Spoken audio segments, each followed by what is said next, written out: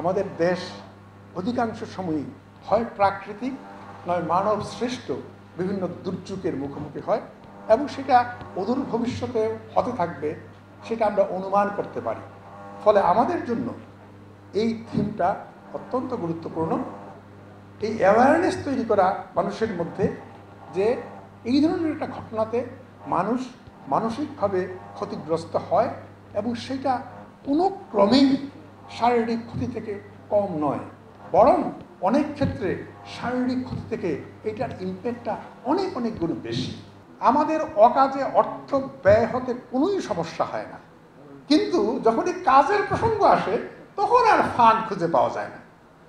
ফলে এত বড় একটা সার্ভিস সাইকিয়াট্রিস্টরা সাইকোলজিস্টরা প্রোভাইড করলেন, কিন্তু তাদের বাজেটের সমস্যা হলো।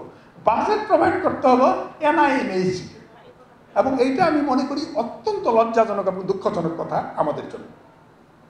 যেখানে মিনিস্ট্রিটার উদ্যোগ নিল, কেন NIMH-কে বাজেট সাপ্লাই করতে হবে?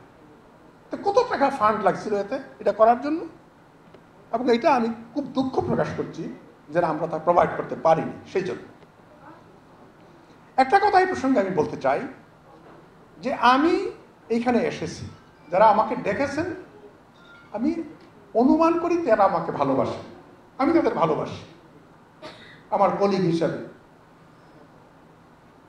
তারা আমাকে ডেকেছেন আরেকটা কারণে, যেহেতু আমি একটা পদাধিকারী বর্তমানে, এবং এতে আসলে পরে আমি অনুষ্ঠানের যেন একটু মান বৃদ্ধি পায়।